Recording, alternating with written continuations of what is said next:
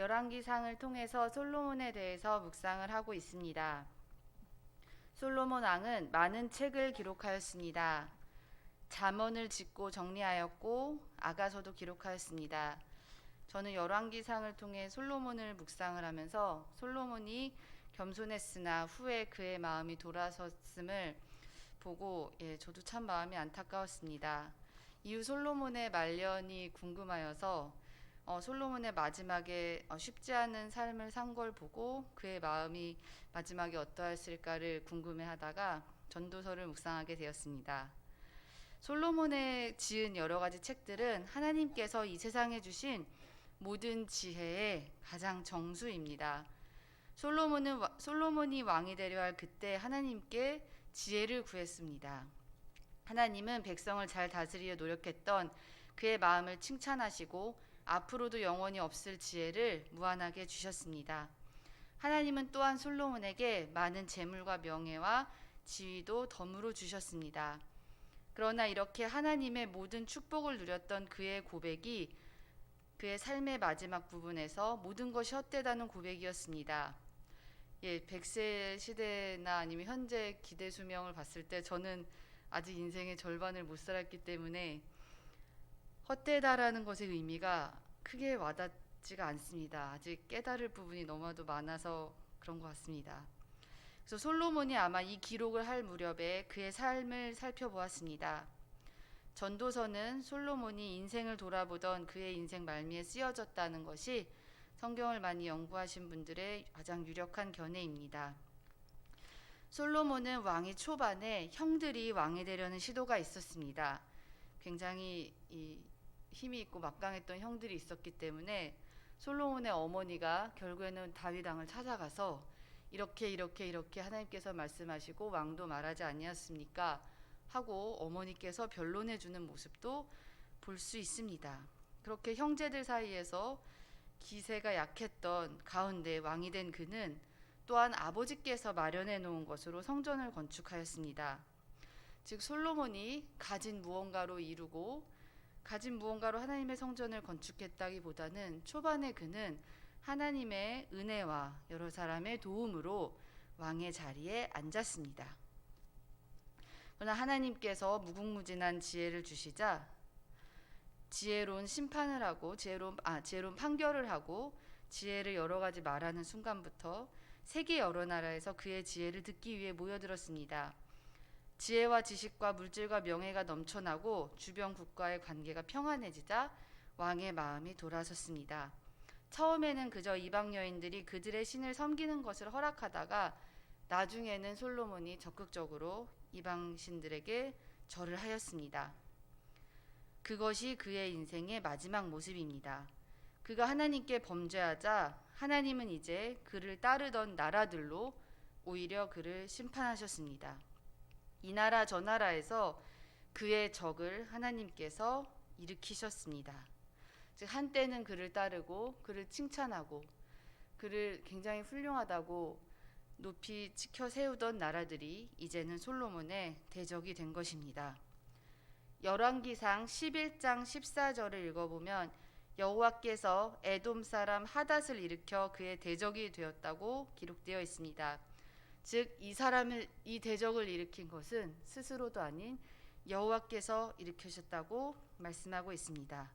11장 23절 얼마 많이 가지 않아 또 하나님께서 엘리야다의 아들 르손을 일으켜 대적이 되게 하셨다라고 기록하여 있고 26절 여로보암을 일으켜 대적이 되게 하시고 마침내 하나님은 여로보암에게 12지파의 땅 중 10지파나 넘기셨습니다. 그는 자신의 그토록 찬란했던 시기가 채 40년을 넘지 못함을 그때 알게 되었습니다. 그리고 자신의 아들 때에서 나라가 반으로 쪼개질 것을 여호와 하나님께 경고로 들었습니다. 그의 이후 심경의 변화가 전도서를 통해 나타나 있음을 우리는 추측할 수 있습니다. 그는 그가 누린 모든 것이 헛되다 하였습니다. 이것이 헛된 이유는 재물과 지식 자체가 헛된 것이 아니라 그것을 우상으로 여겼고 그것을 추구하는 자신의 삶이 헛되었음을 고백하고 있습니다. 즉 하나님께서 우리에게 누리라고 주신 것 자체의 문제가 아닌 그것을 따라가고 그것을 마음 중심에 두었던 그의 자세와 삶이 헛되었다고 솔로몬은 말하고 있습니다. 찾을 때가 있고 잃을 때가 있고 그것을 그는 이후 고백하였고 해 아래 스스로 새로운 것이 없다라는 것도 고백하였습니다. 한때 지식과 지혜가 가장 많았던 사람이 내가 생각해내서 안 건 줄 알았는데 이제 와서 보니 이전에도 있던 지식이고 지금도 있는 지식이며 앞으로도 있을 지식임을, 즉 하나님께서 주신 지식이었다라는 것을 그때 알게 되었습니다. 또한 전도서 8장 17절에 또 내가 하나님의 모든 행사를 살펴보니 해 아래에서 행해지는 일을 사람이 능히 알아낼 수 없도다. 사람이 아무리 애써 알아보려 할지라도 능히 알지 못하나니 비록 지혜자가 아노라 할지라도 능히 알아내지 못하리로다. 사람이 능히 알지 못하내리라는 말씀이 여러 번 반복되고 있습니다. 현대의 과학에서도 사실 생명체 자체를 만들어내는 건 할 수 없고 현대 과학이 밝혀낸 유전자 지도조차도 아주 일부분이기 때문에 지금의 시대에도 하나님께서 만드신 이 창조의 원리와 하나님께서 운영하시는 이 세상의 방식은 아무리 해도 저희가 알아낼 수 없습니다. 즉 아무리 지혜로웠던 그도 아무리 노력해도 알 수 없는 것이 있었다고 고백하고 있습니다. 그가 헛되다 고백하고 불가능하다 고백하는 것은 한때 그가 가장 잘했던 것이고 가장 많이 누리던 것이었습니다. 그러나 하나님께서 그의 우상 숭배에 대해서 그가 가장 누리던 것들로 심판을 받자 그때 깨달았습니다. 지혜와 지식도 내가 추구하던 것도 헛된 것이었고 나의 지혜와 지식들로 인해 나에게 찾아와서 머리를 조아렸던 사람들에게 반역을 당하고 그 사람들을 하나님께서 대적으로 일으키시자 이것이 헛된 것이었구나라는 그런 마음의 깨달음을 얻게 되었습니다. 모든 것이 하나님께로부터 온 것이고 모든 때는 하나님이 허락하신 때였으며 모든 때는 하나님이 주시고 거두시는 것을 알게 되었습니다. 열심히 살고 일하며 힘써 아는 것이 헛된 것이 아니라 그것을 하나님의 자리에 두고 그것을 추구하며 그것에 좌지우지되는 삶을 살았던 것이 헛된 것입니다. 하나님은 우리의 마음 안에 우상과 함께 거하시지 않습니다. 하나님은 그의 사랑하시는 자녀를 징계하시기까지 그의 마음에 혼자 거하시기를 원하십니다. 어제 중고등부 학생들과도 우상에 대한 부분을 한 번 더 나누었습니다. 아직 20년도 채 살지 않은 우리 학생들도 하나님이 아닌 다른 것에 의해 좌지우지되는 삶이 옳지 못한 것임을 알고 있었습니다. 하나님은 또한 이러한 것을 알도록 인간의 마음 안에 설계를 해두셨습니다. 사람의 마음 안에는 하나님을 추구하는 그러한 본성이 있는데 그것을 다른 것으로 추구하려고 하는 순간부터 우상을 섬기게 되는 것입니다. 나이 들어 모든 것을 거의 빼앗기게 된 할아버지 솔로몬은 청년들에게 창조주를 기억하라 라고 말하고 있습니다. 즉 세상을 창조하신 분이 하나님이시고 세상의 모든 때를 운영하여 가는 것이 하나님이시라는 것을 청년들에게 말하고 있습니다. 모든 지혜도 하나님께로 온 것이고 아무리 인간이 정의롭게 판결을 하려 해도 솔로몬은 3장 4장에서 악이 사라지지 않았음을 또한 고백합니다. 이 세상은 이미 죄악으로 인해 일그러진 세상이기 때문에 아무리 인간이 공의롭게 심판을 해도 악한 일조차 스스로 없앨 수 없는 것이 인간의 한계라는 것을 지적하고 있습니다.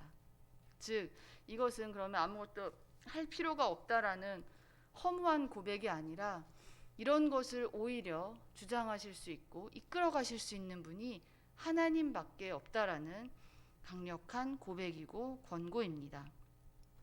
오히려 그는 끊임없는 공부로 인해 피곤했다고 말하고 있습니다.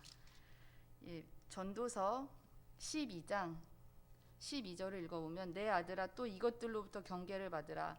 많은 책들을 짓는 것은 끝이 없고 많이 공부하는 것은 몸을 피곤하게 하느니라. 예, 아마 솔로몬처럼 공부를 많이 했던 사람이 있을까 싶습니다. 예, 아이들이 가끔 이걸 읽고 선생님 공부하면 피곤하다는데요 라고 하기도 하지만 사실 저희가 피곤할 정도로 공부한 사람이 아마 솔로몬 이전에도 이후에도 없을 것입니다. 즉 지혜와 지식에 추구하고 그것을 따라가기 위해 피곤할 정도로 노력했던 그의 삶이 사실은 헛된 것이었다는 고백을 솔로몬이 하고 있습니다. 헛된 지혜와 헛된 것을 쫓는 삶은 사실 저희에게 피로함을 줍니다. 여호와를 앙망하는 자에게 독수리 날개치는 새 힘을 주신다고 하신 하나님의 말씀과 대조됩니다. 하나님을 경외하고 하나님을 따르고 추구하고 앙망하는 자에게는 오히려 하나님께서 넘어졌다가도 다시 일으키시고 새로운 힘을 매일매일 부어주실 것이라고 약속하셨습니다. 예수님은 제자들에게 들의 백합화, 지금 우리나라에서는 백합화가 굉장히 고급 꽃이지만 이 나라에서는 들에 이렇게 피는 굉장히 흔한 들꽃이었습니다. 우리나라 민들레처럼요. 이러한 작은 꽃도 하나님께서 먹이시고 하나님께서 만드셨고 하나님께서 설계하신 것이므로 솔로몬이 누렸던 영광보다도 아름답다고 주님은 말씀하고 계십니다. 하나님께서 주신 것이라 해도 하나님의 자리에 들여놓는 순간 우상이며 헛된 것입니다.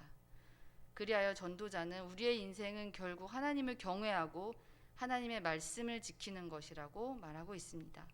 또한 이 세상의 심판자이신 하나님께서 우리의 모든 행위와 은밀한 마음의 부분까지도 심판하실 것을 엄히 경고하고 있습니다. 이 말씀은 우리의 마음에 경외함도 주지만 또한 하나님께서 우리가 심판할 수 없는 영역, 우리가 혹은 때로는 힘들거나 억울해할 수 있는 이 세상의 악의 영역까지도 모든 심판이 하나님에게 있음을 말하고 있습니다. 정의의 하나님의 심판을 말하며 글이 마무리되고 있습니다. 혹시 우리의 마음 안에 하나님보다 삶을 더 좌지우지하는 것이 있거나 은밀하게 사랑하거나 아니면 하나님께 심판을 맡겨야 할 영역이 있다면 말씀을 의지하여 하나님 앞에서 이제는 헛된 것이 아닌 100세 시대에 여기 계신 모든 성도님들은 아직 청년이십니다. 네, 청년의 때 아직 하나님께서 주신 이 아름다운 날들을 살아가는 동안에 하나님만을 경외하며 헛된 것이 아닌 진정한 기쁨, 하나님의 말씀을 감사해하고 하나님을 추구하며 하나님을 따라가며 하나님의 말씀에 좌지우지되는 아름다운 삶을 사는 우리 귀한 홍천중앙교회 성도님들의 삶이 되시기를 소망합니다. 함께 기도하겠습니다. 하나님 감사합니다. 세상의 모든 것이 헛되었다는 고백으로 마무리하는 것이 아닌 하나님을 경외하고 하나님께 나의 삶을 내어드린 삶이 아름다웠다 고백하는 우리의 인생이 될 수 있도록 하나님 도와주시옵소서. 우리의 마음 안에 하나님께서 가르침을 주시고 찔림과 올바른 인도하심을 주셔서 오늘도 다른 것이 아닌 하나님에 의해 좌지우지되는 삶을 살 수 있도록 도와주시옵소서. 이렇게 하나님을 의지하며 예수님의 이름으로 기도했습니다. 아멘.